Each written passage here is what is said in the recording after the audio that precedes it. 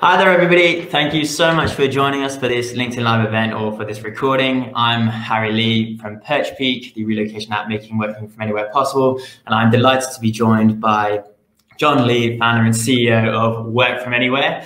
Today we're going to be discussing the topic, you cannot work from abroad due to tax reasons. Welcome to you, John. Hi, Harry. Thank you very much for having me. Appreciate it. No worries at all. So caveat, one thing we'd like to make very clear before getting going today is that the goal of today is to educate ourselves around the key risks of employees working abroad and what we can do about them. With that in mind, we're going to try and avoid getting too bogged down in specific countries or specific scenarios. For one particular situation, this will take up too much time, as obviously the detailed tax rules can be very, very complex. So instead, we're going to try and focus on the higher level risks across all countries. And what we say in this 400-person event can obviously not be taken as official financial advice. If you do have any questions, definitely we do want to help. So if it's relating to one country, please do just reach out to myself after the event, and I'll be able to point you in the direction of John or whoever the relevant person is to try and make your talk through work from anywhere policies or challenges you're going through. We would love to hear from you. But anyway, we really do want to make this interactive as possible. So besides those super specific country questions, please do share any questions you have, any amazing stories, any horror stories. Please do share what you're being told by your companies in terms of working abroad. We would love to know about any issues and everything that's going on in your space. So without getting any further, let's talk about working abroad. A recent study conducted by Topia, a human resources technology company specializing in global talent mobility, found that 79% of employees would consider moving abroad. And to follow that, 80% of people considering a job move say that the ability to work remotely is important to them. And 78% of people are hoping to travel the same amount or more than they did pre-pandemic. Over a third of those people saying that they want to travel more than they did pre-pandemic.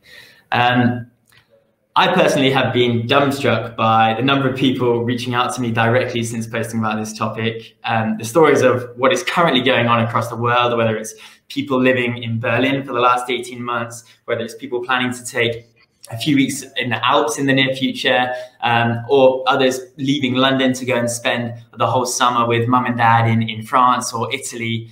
At Perchpeek, we helped a couple, a British journalist and her partner, go across and live in Amsterdam for 6 months. And besides people potentially going under the radar from the companies, you also hear people making the digital nomad visas work, whether it's you hear Australians and Canadians going and working down the coast of Costa Rica. Airbnb are recording a massive rise in the number of long-term stays going on. Club Med saying that Singapore, Thailand, Sri Lanka are the most popular locations for digital nomads. So we have these amazing stories of this almost utopian working environment and laptops, beautiful backdrops. And you really have to ask this sort of, is work from anywhere a reality or is it a complete myth? It gets quite brutally contrasted with this company-wide email saying to everybody, sorry, no one can work from abroad, as a reminder, due to tax reasons for any period of time at all. And those tax reasons are what we are here to learn more about. Also very keen to learn the extent to which they are real risks, whether there are situations in which working from abroad is actually a low risk option, especially when contrasted with the risk of losing your best talent because other companies are offering work from anywhere or work from abroad policies. Now, if all I learned from this session today is the exact reasons why tax and compliance risks are too high for international work and travel to be possible, then that's fine. I just want better answers than a one-liner citing tax reasons. However, what I'm hoping is that we will come to some real actions by the end of this talk for people to take and make working from abroad a reality they can actually go after. So without anything further from me, John, for those who don't know you, would you mind just introducing yourself and telling us a little bit more about work from anywhere? Yeah, no problem at all. Well, I mean, the first thing to say is, yes, I've got a lot of expertise in dealing with these issues. But let me say one thing. There is no tax expert that knows the tax advice for every single tax jurisdiction in the world. In the US alone, there's 50,000 tax jurisdictions. It can get very complex when you look at state and county and local taxes like that, for example. But what I do know is I do happen to have a fair idea of the key risks. And that's what we're going to try and talk about. Would love to hear from the audience as well, what your thoughts, what your input is. My own background is that I spent 10 years in the corporate world, spent 3 years in Deloitte, got my accountancy there, then spent 7 years in CRH. That's one of Ireland's biggest companies. Various different roles at head office, and over in the European division, finished off being the senior finance leader of a €4 billion division. During that 10-year period, got to see over 150 locations across Europe. I had a huge passion for really trying to get to understand the nuances of local business, taxes, regulations, and just the challenges of doing business internationally. And I loved it, absolutely loved that experience. After that then, did my own startup, Culture Me, together with my wife, Dee. We were the digital nomads. Our daughter, Rosa, by the time she was 17 months old, had already been to 23 countries. So I have the experience being the actual digital nomad myself. And then basically, the very early part of this year, started together with my co-founder, Don Brady, the Work From Anywhere team, which is basically a global marketplace to help remote workers and their companies solve these tax risks by connecting them with the right tax experts all around the world. Awesome. So straight into it, John. A comment that I really liked in event comments, in the event comments, was from Mark Vaughan, the senior global mobility advisor at the Financial Times. He said that this conversation needs to not be discussed on the basis of rules, things that are fixed, and it's just a case of whether a company follows a rule or breaks it. He said it's far more important that this conversation is around risks being far more fluid and far more evolving over time, especially right now in the last 18 months. So, John, from your experience, please could you summarize the specific tax risks that prevent people from working abroad? And with that, please explain why it differs between countries. And it would be great to split those risks into the individual risks to the individual and the risks to the actual company. So, firstly, yes, the risks for the individual, please. Yeah, absolutely. So we'll go through some of the key risks. This is not an exhaustive list. There are a ton of different potential risks to consider. But the main ones, for example, are around personal income tax. That's extremely relevant. If you become tax resident in a country by being there for longer than the residency days permit, then all of a sudden that means you have to file your local taxes there, for example. You'll have to pay taxes there, most likely. So things like that can, it could be, if there's a very big differential between the local tax rate that you're paying in your country, and let's say it's much higher in the country you're going to become resident in, can have huge consequences. Yeah. Not just for you, but also for your employer, let's say. Social Security is another one that can often go, let's say, missed, kind of below the radar, but has a huge impact. Like, for example, in certain countries, the Social Security percentage is like around 0%, whereas in other countries, let's say like France, for example, it can be 45%. So nearly half the salary goes to Social Security. And that can be, administrative headache as well, dealing with that. So your benefits that you acquire by paying into Social Security pot over many years, you could potentially lose them if you don't get that right, let's say. So that's on the personal side. Employment law as well, the rights that you have, like the holidays that we can take, the number of days holidays we can take is dictated by the local employment laws in many cases, unless your employer is going above and beyond them, as well as, for example, things like your redundancy rights and many more. So they would be some of the key risks to watch out for on a personal side. On, let's say, the employer side, there's a bunch more to consider as well. We went through the personal income tax. If you become tax resident, that has a triggering effect for the employer as well. Now, all of a sudden, if you're resident in that country, what does that mean? Do they need to set up a legal entity or not? How will they deal with the compliance reporting requirements and whatnot? So again, that can be that kind of a big impact. What you also have, again, Social Security, exactly the same. For the employer, will have a number of filing requirements that may need to be looked at as well. And then on top of it, then you've got things like, for example, employment law, like redundancy, massive impact. If you're, let's say, in the UK versus France, the redundancy package that an employer would have to pay out would be many multiples in France versus the UK. So that's one to watch out for. Then you got things like, for example, in the corporation side, permanent establishment risk. So permanent establishment risk is basically the risk that they might have to pay corporation taxes in that country. And of course, that can, if you end up having to pay, for example, a percentage of your taxes for, let's say, France, for example, the tax rate, the corporation tax rate might be very, very different to, let's say, for example, Ireland. So some big things to consider. There are other risks beyond that to consider without confusing the audience, going into too much detail, things like the Posted Workers Directive, there's the substance side of it, there's VAT, as many others. But the ones I mentioned are many of the key ones. We've actually outlined the key risks of work manure in a work manure compliance framework that I'm sure we'll be sharing later on our website. But they were the key ones. Awesome. So thanks there, John. Really good explanation. So just to follow up, why do exactly the tax risks vary between different countries? Great question. At the end of the day, when you look at countries, a fundamental part of them is their border and their ability to generate income in that border, which is taxes. I mean, there's taxes they pay for the roads, the schools, the hospitals and whatnot. It's a fundamental aspect of a sovereign state is their borders and their taxes, basically. So the trouble is that countries, when it comes to individual tax and also corporation tax, the tax rates vary, the requirements, the implementation of those laws vary significantly. Things like, for example, on an individual level, the residency days, in some countries could be 30 days, or in other countries could be 183, or it could be 300 plus days, can vary significantly. Also, the tax rate, many countries in, for example, Europe, can be 40-45% plus income tax rate, whereas you go to, for example, like Dubai, in the United Arab Emirates, it's a 0% income tax. So again, varies very, very significantly between countries. Gotcha. So something that the number of days before you become a tax resident even is of huge importance and massively varies. Gotcha. So I'd love to dive into those variations in a moment and sort of get into some more sort of specific levels of variation there. But could you just confirm what exactly is a double taxation agreement? Yeah, so that is a big impact. So in some countries, if you're going, let's say, from country A to country B, and there's no double taxation agreement between the two, then technically, in theory, you could end up having to pay tax double in both countries, which you do not want to have to do if you can avoid it. And so double taxation agreement, when there's agreement between those two countries, it basically means that you have to pay taxes in just one country. They have an agreement to say, okay, under these circumstances, then this country will be able to, let's say, take the income or charge the taxes, let's say.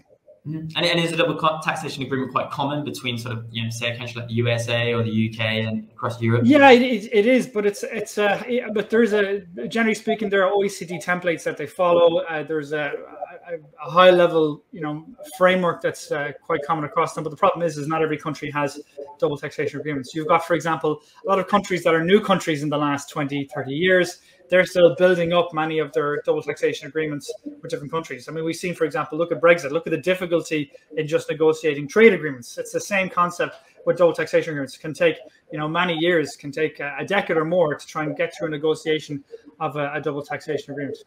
Gotcha. Okay. No, fair enough. And taking a step back, with respect to these risks that you were talking about, and if you say got the policy wrong, or I've heard about a few people sort of flying under their radar from not even letting their company know that they're traveling abroad and working from a remote destination.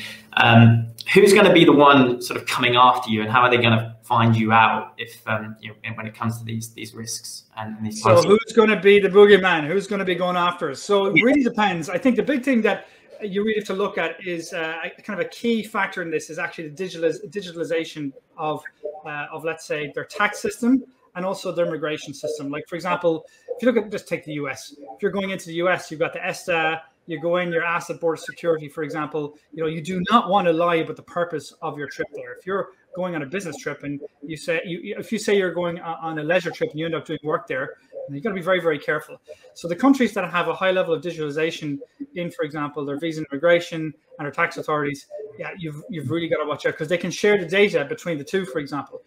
So we are hearing in some countries that, if you take, for example, the UK, in the UK, in the HMRC, let's say the tax department in the UK, it could be the customs and excise teams could be coming after you, for example, or in the Home Office, it could be, let's say, the visa and immigration teams could be coming after. We are hearing of countries that are actually going after, that are setting up cross-functional teams to go after these digital nomads. And why are they doing that? Because it's a huge, digital nomads pre-pandemic were a small percentage of the world's travelers. But obviously with the explosion of remote work, they're going to be a much bigger movable feast. They're going to be a much bigger tax base. So the countries that are losing this are going to want to watch it, and the countries that are seeing these come in are also going to want to be watching it. If it's all a case of just sharing data between two departments, well, then it makes a lot of sense for the companies or the countries to invest the resource to go after it. Gotcha, absolutely. So there definitely is a risk, if this is done incorrectly, or if tax is not considered at all, or you fly under the radar. However, we definitely do see a number of companies really starting to go after this work from abroad policy and really making it possible. You look at Spotify, that you can work permanently from wherever they have an entity. Revolut, you can work, they said you can now work 60 days from almost anywhere in the world, as long as they can get the right to work in their destination of choice. So somebody storage, they talk about Chiara Baroni, PR and communications manager for DACH region, is temporarily working out in Tenerife, Spain.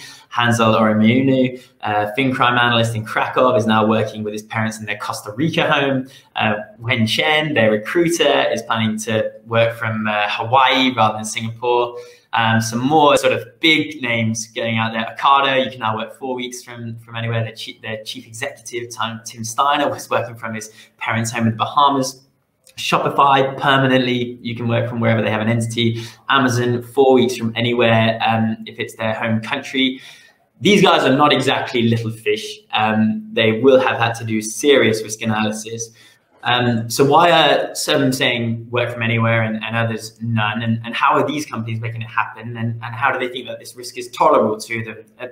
Have there been any issues so far?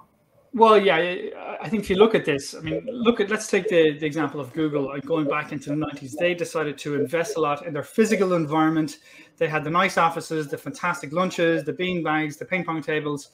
And the reason for them, was very simple. Because if you take the Netflix company culture, there's a document online you can take a look at. But basically, for highly creative industries, the most productive employees are about 10x the productivity of the average employee. Whereas in traditional industries, the top performer is maybe 2 to 3x the productivity of the average employee. So for those creative industries like tech or entertainment and whatnot, the top talent, getting them comfortable, offering them employee benefits, it's absolutely worth it, because it'll pay itself back, from an ROI perspective many times over. So, every company's got to take a look at itself and look at its own work from anywhere risk benefit matrix and see what is the ROI of work from anywhere. Ultimately, how are they doing it? Well, first of all, the companies that are announcing work from anywhere policies, there's a common themes that you see. First of all, almost none of them are in heavily regulated financial industries. Why? Because in many cases, those roles have to be kept within the country. Almost none of them are in, fixed location entities like manufacturers, for example, because you can't lift a factory, work from anywhere over to another country. It just doesn't work like that. So they're very, very mobile workforces, and they're also in a battle for talent. So if you're in a battle for talent, especially for creative talent, then it is absolutely worth at least assessing, can you bring in some limited form of work from anywhere? What I would also say is what's also common across all these companies, not one company in the world that has announced work from anywhere has said, okay, work from anywhere, go do what you want.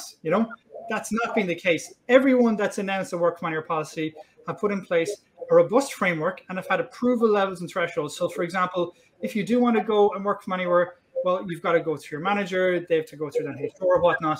And I think we've also got to remember, when we talk about work from anywhere, it's not like it's a new concept. We had it and we just called it under a different name before. It was called business travel and expats. Business travel was serviced by the travel managers and the travel management companies. With expats, they were serviced by the global mobility providers as well. What's a little bit trickier with work from anywhere now is we have, first of all, a lot more people asking for this, for example, compared to traditional expats, who are a small percentage of the company. And secondly, what we also have is a different risk environment, in that you've got somebody going for less than 14 days, which is a typical business traveler profile. They're much less of a risk compared to somebody going for like 3 months to, for example, Bali. The risks there are a multitude. So the kind of risks really are between people who want to go for more than 28 days and less than a year. And that's where it does get tricky. That's where you've really got to watch yourself out. But I think ultimately it comes back to the companies. If they're in a battle for talent, it's a massive benefit to be able to provide to their future employees. If they see the ROI works for them, then at the end of the day, work from anywhere, provided you do it in a very mindful way, you're aware of the risks, you've cross-functional input in it, then it is possible to do some sort of limited form of work, focused form of work from anywhere. Got you. Yeah, thanks, John. That's, really insightful. So on top of this, one thing I really do want to just dig into a little bit are digital nomad visas. Mexico, Thailand, Dubai, Costa Rica, Malta, certainly places I wouldn't mind visiting if I suddenly had this policy that allowed me to go and spend 2 weeks somewhere. Could you sort of go into those a little bit more, the details of what a digital nomad visa is, and how do they get you around these sort of income tax issues, social security issues? Yeah, so if you look at digital nomad visas, we actually released a tool only in the last 2 weeks on our website with all the digital nomad visas in the world, including which of them cover you for tax or not. The tricky thing is, even just the name digital nomad visas, they're not even called that. Some have characteristics of a digital nomad visa, but they're more like residency permits. Some are not. The big thing with the digital nomad visas, to simplify it, and maybe oversimplify it a little bit, is that some cover you for income tax, some don't. So you take, for example, the Barbados welcome stamp. You can go to Barbados for a couple of months, for example, and you won't be charged income tax there, for example. You might have to pay income tax in your home country, depending, for example, but you won't be charged in Barbados. And the reason is very simple. For these destinations, they've lost a lot of the traditional tourists who might come from a cruise passenger, for example, or might be somebody staying for a week. But if you look at from a destination perspective, a digital nomad visa is worth, at least 5 to 10x the value to a local destination in terms of their spending that they do, compared to a traditional tourist. So for them, it's absolutely makes sense for them to sacrifice the income tax receipts that otherwise get if they can use the digital visa as a marketing tool to bring people to that destination and spending in that, in that local economy. But again, coming back to it, with the different digital visas, some cover you for income tax, some don't. So you have to know which ones do or don't, for example. But the short answer is yes, for income tax, they do cover you. There are other tax aspects you've got to watch out for. You've always got to consult beforehand. You can't just go and apply for one and tell your employer. You've got to make sure whatever you do in the work manner that you consult, your own manager and the HR team beforehand. Mm-hmm. So what you're saying is that while some countries will always, they'll always be extremely difficult. They don't have this sort of visa. But if you do have the right visa, digital nomad visa plan, or a significant double residency visa, residency agreement between the countries, you are looking at a very real possibility of making that work from abroad happen. Yeah, exactly. And I think one of the biggest things for us in Europe, we're very, very lucky with the freedom of movement within Europe. There are certainly compliance requirements that you've got to be mindful of, no question about it. But we have a greater degree of mobility and freedom in Europe, which certainly does help us. But aside of that, outside of Europe, you've got the likes of these digital nomad visas, which are very attractive, but also digital visas within Europe as well, which are very attractive from people outside of Europe looking to come visit Europe. 100%. Got you. Cool. It's getting sort of quite exciting and quite tangible. Now, let's say you wanted to play it super safe. For example, Impala Travel, who PerchPeeks is actually part of their relocation benefits system, where they can now move and work from wherever they want in Europe, as long as they sort of are online between sort of 10 and 3 p.m. Now, they're using employees of residence, or employees of record, apologies. Would you mind explaining how employees of record work and why they're maybe extra safe options for working from other countries? Yeah, so employers of record are certainly a very important part of the puzzle here. So typically, if you're looking to go abroad on a move for, let's say between 6 months and 2 or 3 years, and your employer doesn't have a legal entity in that jurisdiction, it can be very costly to set up a legal entity for tax and compliance purposes. So sometimes the answer from your employer will be, no, we don't have a legal entity, we're not doing it. But it's fair to say that employers of record can be, in some cases, a very good solution here, because you can basically you can be employed on that employer of record. So that employer of record has a legal entity in that country. They know the employment laws, for example. You can be employed there, and that can help solve the employment law and the income tax issue for the employer. Now, the nuance I would say about that is that the tricky bit is that from a PE risk, from a permanent establishment and corporation tax perspective, employers of record, they don't cover you for PE for corporation tax. It's not in their wheelhouse to look after corporation tax. So as a company, you still have to watch that. So break it down very, very simply for corporation tax. If you're in a very senior, I think this is oversimplifying, if you're in a very senior role, very senior director role, or for example, if you're in a sales generating role, if you spend a certain period of time in that country, there's a risk that that country could take some of their corporation tax profits, from your company. So you can imagine that could be a significant risk you want to avoid. But assuming that the role isn't a high PE risk role, then employers of record, can be a good solution. The only thing I would say is they're not really used for short term. They need to be going for typically at least 6 to 12 months before it makes sense. The employers of record don't tend to take you on if you're going for less than 6 months. Got you.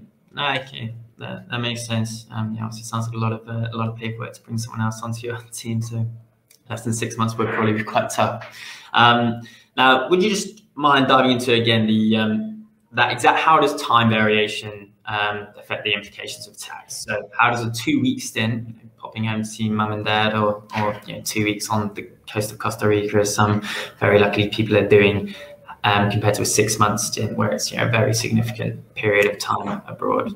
The time has a massive impact. So certain jurisdictions, literally from the day you start working there in that jurisdiction, you have certain filing obligations or certain, let's say, reporting obligations. For example, you see, for example, in Europe, but Social Security, Postal Workers Directive, different things like that can come in. But at a high level, if we try and simplify it, at the end of the day, different countries have different residency days. There's a whole myth that people talk about. Oh, it's 183 days for residency, isn't it? That's a total myth.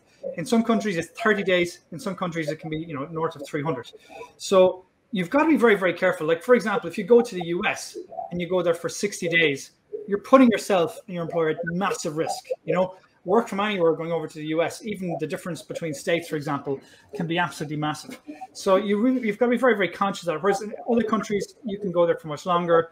So it's a combination of, if you look at it just purely from the personal tax perspective, of looking at what's the rate impact. Is it a very, very high or low tax rate? If it's going to be a very, very high tax rate and you're getting close to the residency days, you've got to be very, very careful, because that will have a whole different kettle of fish if you have to navigate that. So, ultimately for work from anywhere, if you're going somewhere for, a week, that's not a massive risk, clearly. That's why a lot of companies are allowing a work from anywhere month, for example, particularly if they have a legal entity in that country. Whereas if you're going for 3, 4, 5, or especially over 6 months, if you're going for over 6 months, you've really got to be so careful. And you've got to inform your employer, because you might be triggering a whole bunch of risks for them that could lead to a huge headache. And we've actually heard of this during the pandemic. People who literally went off, moved over, they were working in the UK or Ireland, for example, and they went over and moved back to, their family in Spain or Portugal. They told their employer over a year afterwards, and the headache this created. There's global mobility leaders we're speaking to. I've got lots of examples like this that they were told afterwards, which is just, you can't imagine the headache that this is to try and unravel if it ever happens. Gotcha. No, fair enough. So that's something I would actually love to go right into. I think a lot of people watching this would really, if they're going to get one thing out of this talk, would be to come away with some very sort of tangible bite-sized steps as to how their company could move towards a certain level of very low risk working from abroad for some countries.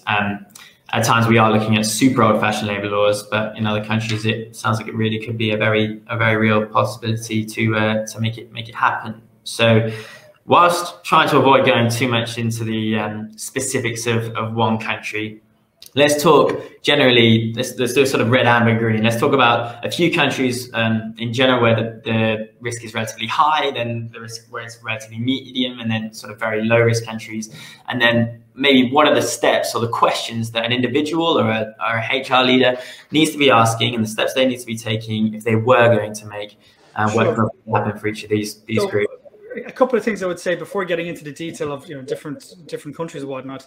If you're an employee and your company has the profile of a kind of company that work from anywhere would be a pretty interesting fit. Like if they're a highly mobile workforce, particularly, one thing you can do is look at your company's competitors in the industry and see, are they announcing work from anywhere policies? I mean, if they're announcing work from anywhere policies, that's a very strong argument for you as an employee to go to your to the HR team, to your manager, and say, listen, all I want to do is a limited amount of work from anywhere.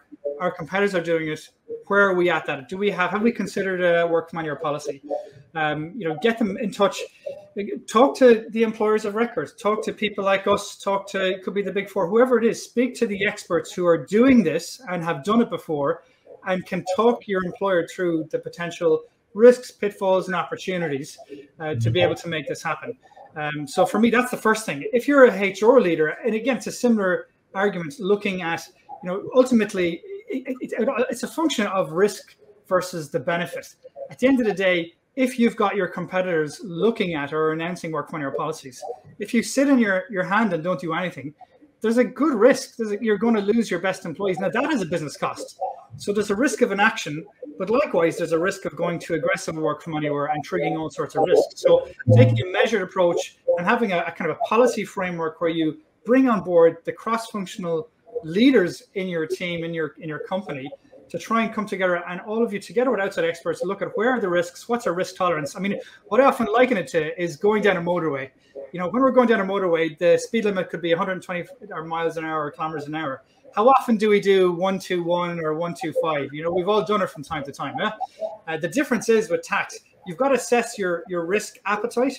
But the problem is with taxes, if you go 130 or 140, that one time you get caught, all of a sudden they're looking back at the last 2, 3, 4, 5 years, can be significant fees and fines and even jail time as well. So it's not something to be messed about with.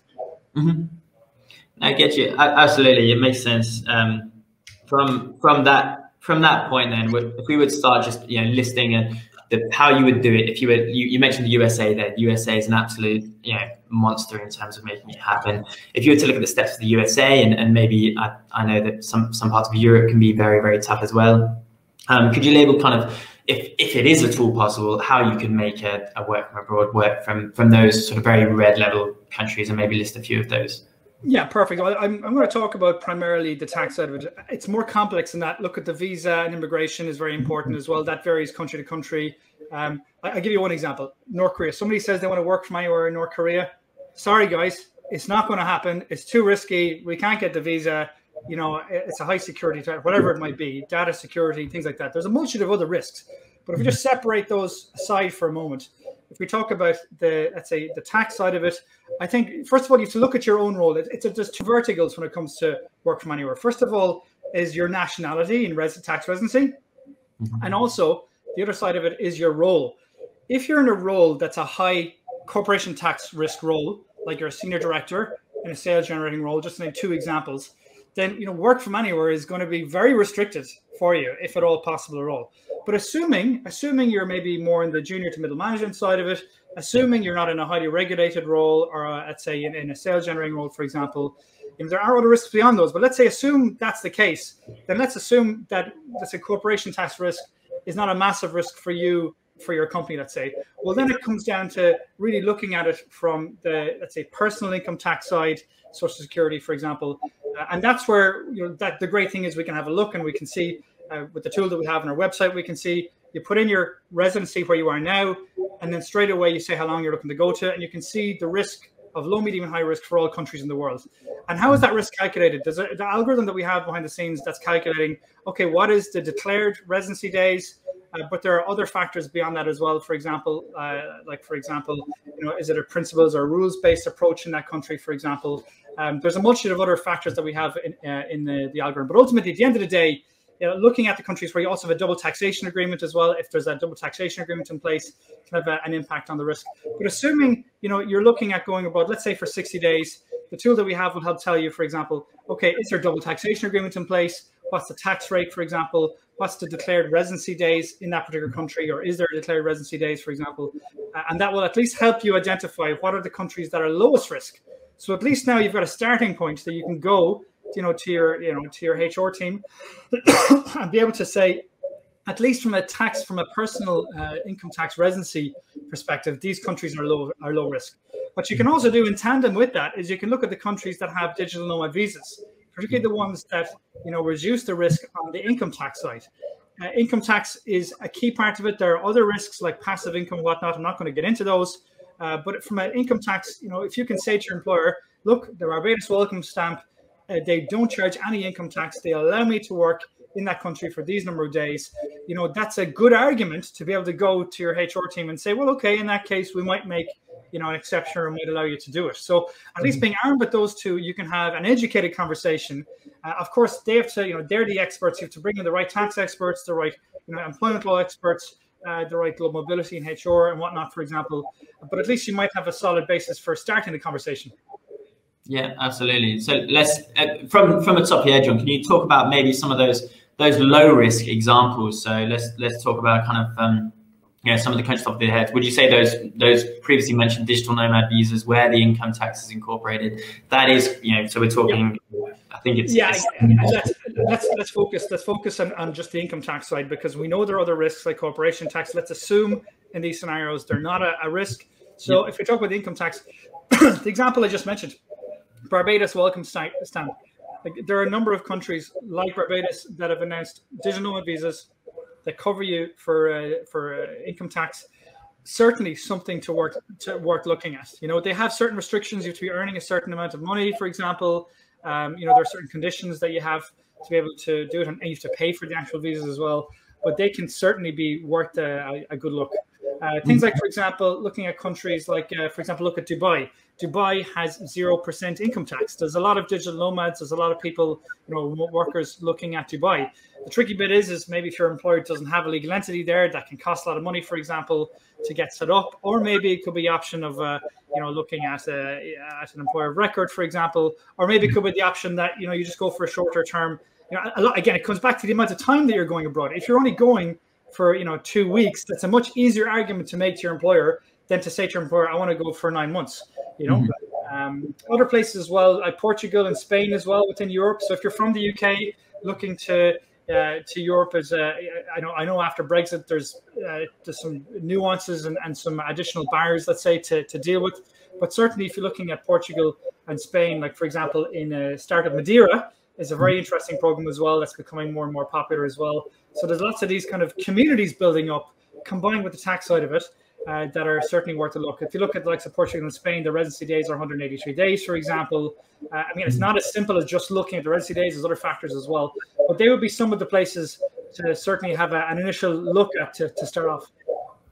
Gotcha, absolutely. And if you were going for external advice for those other areas, obviously, corporation tax, I think we're fairly clear is, you just need to make sure you're not, if you're not too senior a person, you can offer, without being strict financial advice, normally you can be in quite a good place and discuss that with your employer. Then you've got the income tax risk, which can be done. You're very much a tax advisor and such, and looking at things like these income tax agreements under the digital nomad visas. Where would you get the sort of final pieces of information to? Okay, well, the first thing I would say is don't dream on ever relying on Google or anything like that. I'm sorry, the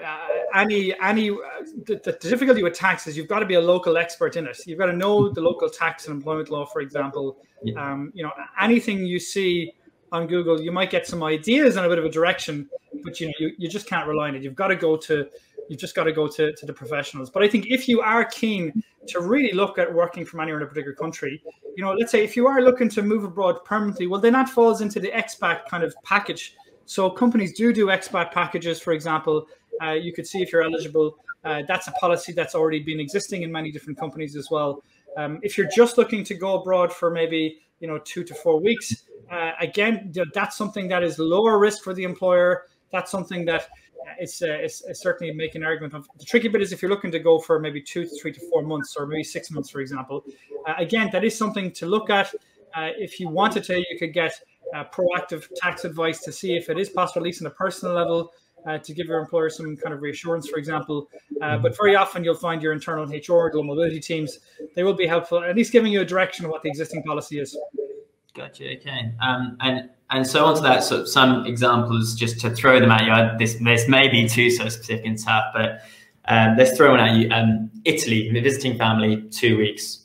What would your it's an Italian person. They want to spend 2 weeks back at home with mum and dad. What's going through your head in terms of the steps that person would need to take? Okay, well, so 2 weeks.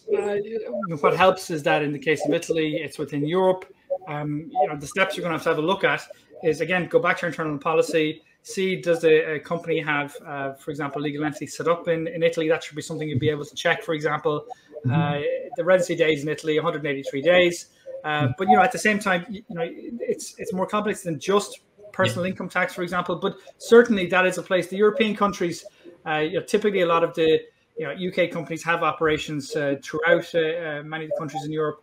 So 2 weeks 2 weeks, it should in theory be possible. You're not going to set off any corporation tax risk by spending 2 weeks in the country.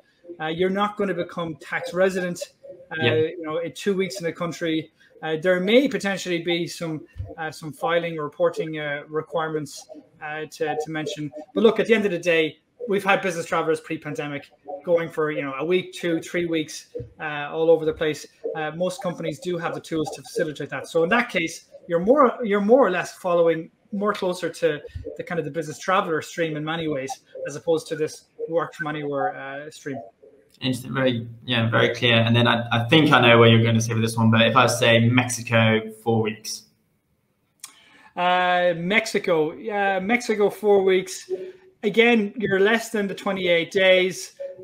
In theory, should be possible. I don't know the detailed specifics of Mexico. If I just take a look here, I'm just going to take a look at the tool now for just a quick second. So going from the UK to Mexico, let's see, is there a double taxation agreement in place? There is a double taxation agreement in place.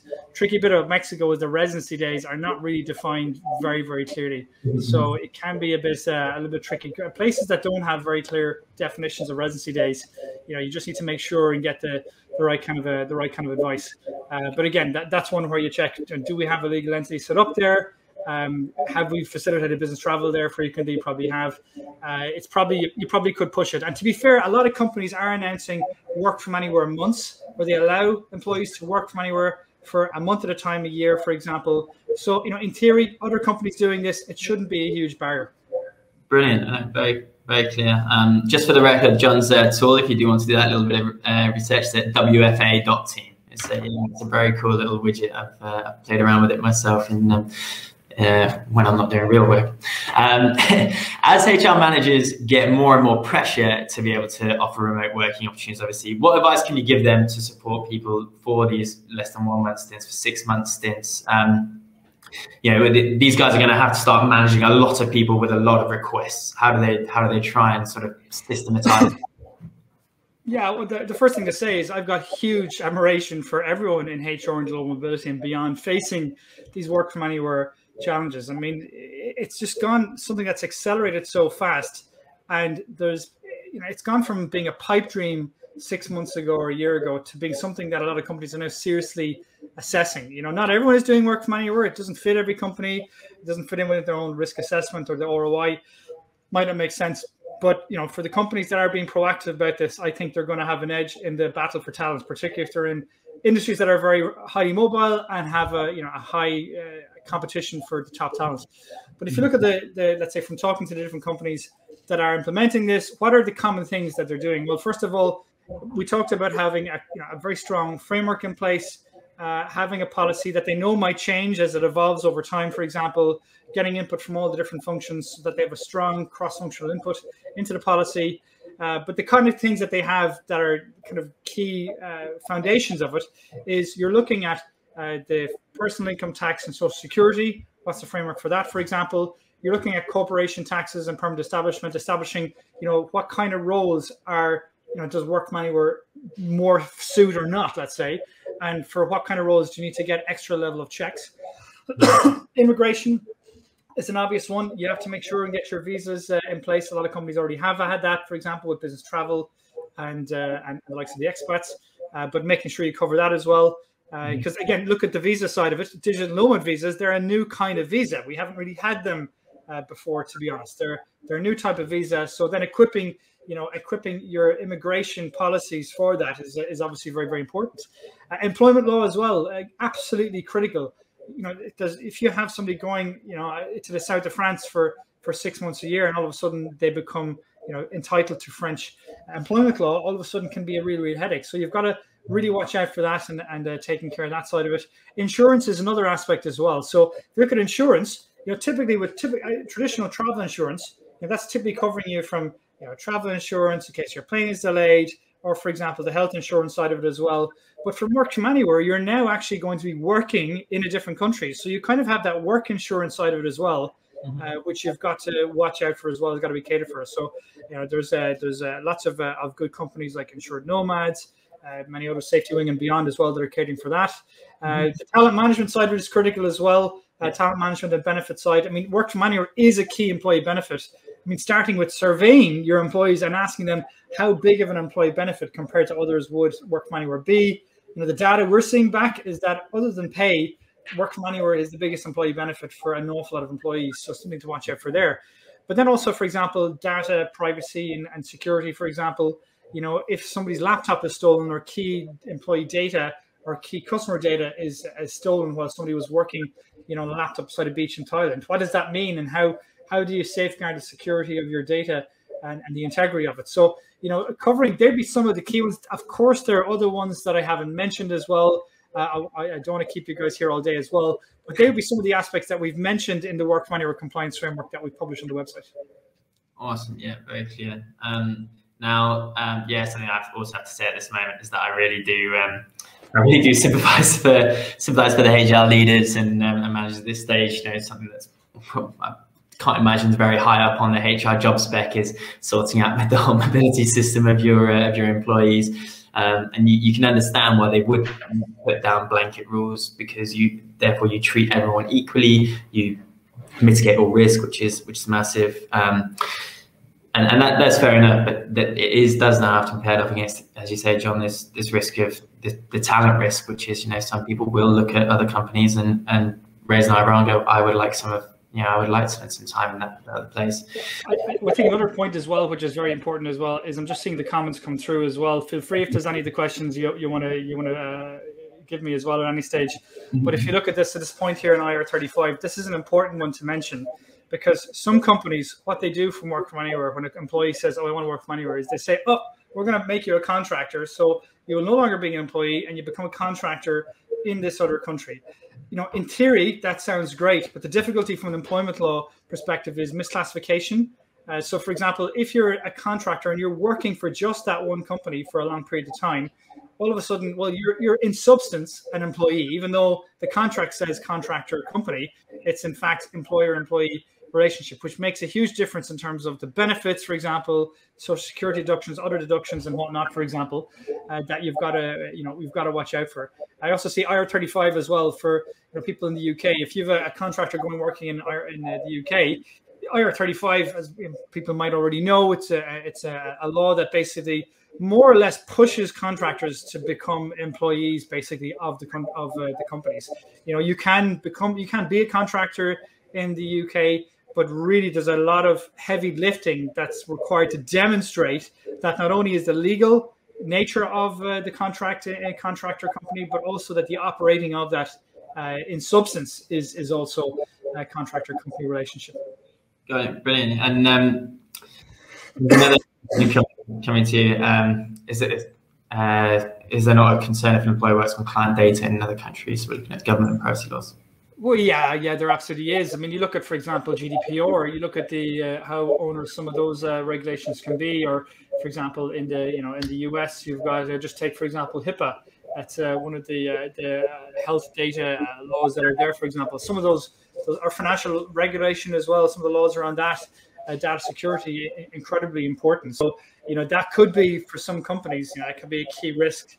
It's going to be a risk for every company, but for some companies, it's going to be a major risk. So I think 100%, yeah, it's one to keep in the back of your mind. You know? Awesome. And yeah, guys, please keep the questions coming. Another one here from Liam Ernest. How about rights to work, e.g. immigration, citizenship, etc.? How do you manage that? Yeah, absolutely. So the tricky bit with visas is that not everyone from every country can get a visa in every country. You know, every country has their own list of types of visas you can get, the types of work that can be done, the people from which different countries can come to work there. That's the big advantage that we have with the freedom of movement in Europe. But against that, within Europe, for example, you know, it's not a free for all. You got to be careful. Like, for example, one of the things that were put in place in Europe is a thing called the Posted Workers Directive, which is very simply what was happening before is some companies were abusing the freedom of movement in Europe. And what they were doing is they were taking, let's say, somebody who was from a low-cost country, let's say a country in Eastern Europe, bringing them over to a country in Western Europe and not giving them the same employment rights or whatnot, even though they were in effect employing them in that Western European country. And that wasn't being reported, that movement, let's say, side of it. And so that Postal Workers Directive is to try and mitigate that, for example. So, there are other, let's say, legal regulations and things to watch out for when it comes to that. Yeah, very clear.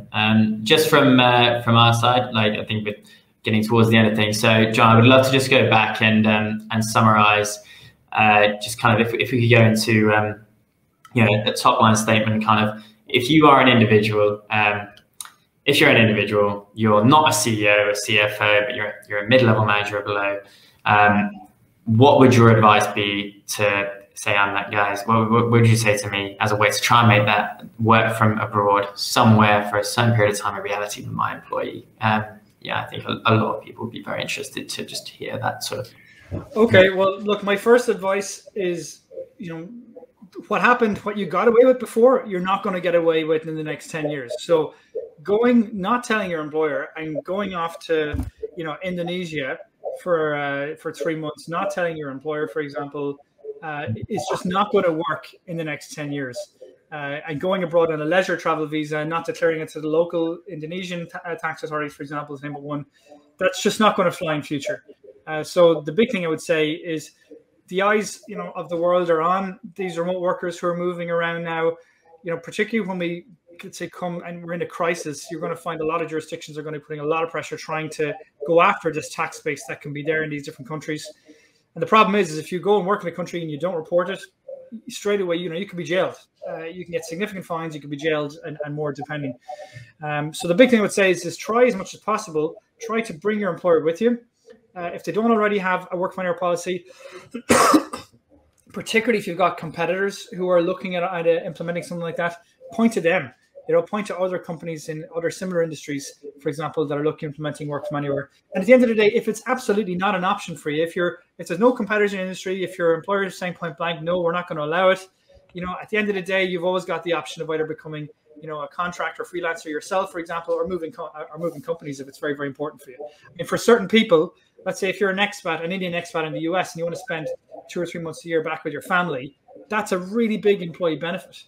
Particularly people from collectivistic cultures, it's a massive employee benefit to be back close to family and friends back home. So, people that ignore this do so at their peril. At least have it assessed and have the risk, the risks weighed with the opportunities.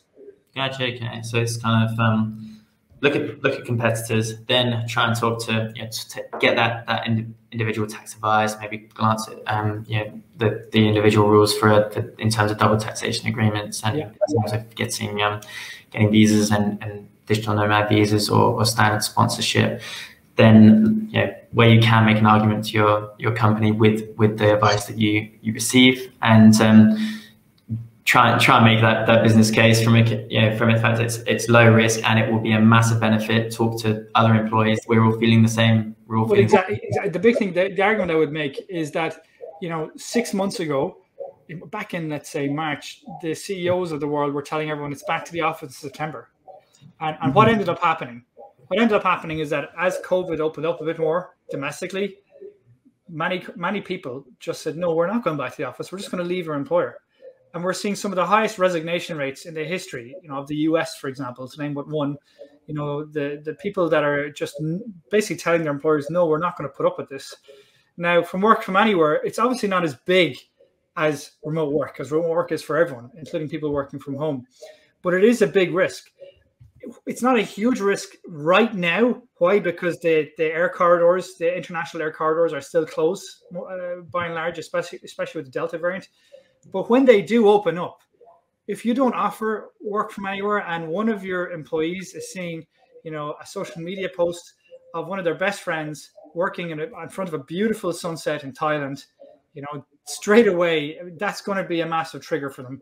Mm-hmm. And you're going to have thought of something, having put something in place, Yeah, definitely. No, absolutely makes sense. No, amazing. And then going sort of into some of the areas, besides the needs of tax compliance, you've gone into them. Would you very quickly buzz through those other key areas that companies to avoid tripping up on when going remote first internationally? I think you've already gone through them, but if you could just sort of bullet point them out, some of the most important ones. Yeah, absolutely. So couple of key things: personal income tax, social security, corporation tax and permanent establishment, immigration and employment law, insurance and duty of care, talent management and benefits, and data privacy and security. I mean, they're the key ones you've got to watch out for. And clearly, the tax one is, probably the major headache. Thank you. That's perfect. So I'll just jot that down on their notepads. What are the countries you are seeing people getting most excited about working remotely from, and how are they in a legitimate way? Yeah, so I think great question. I mean, certainly the Caribbean countries look amazing. We're seeing new digital nomad visas being announced on almost a weekly basis. I'm seeing the likes of, for example, in Bali, they're potentially looking at putting together a 5-year digital nomad visa, which would be incredible. There's Thailand as well. They're looking at doing their own as well. Croatia have implemented one. Estonia had an e-residency program, which was one of the first in the world. So it definitely, I mean, for me, I was one of those people that saw that social media post last week of somebody working in a beautiful beach in the Black Sea. And I would just straight away, when we haven't been traveling, we've been locked up for 2 years, and you see somebody working in that environment, you say, wow, if I can work from home, why can't I work from anywhere? Fantastic. Yeah, it's such an exciting time now. Now, as a pioneer in the work from anywhere space, given the discussions you've had over the last 12, 18 months, where do you see the whole industry and the whole world being in 5 years' time? Well, look, for me, I think we've got to watch out for the second and third degree effects. I think the tricky bit about remote work is it can create that two-tier workforce. People in the office or remote working, for example. And I don't even like the concept, the name remote work. It sounds like people are remote, that they're away.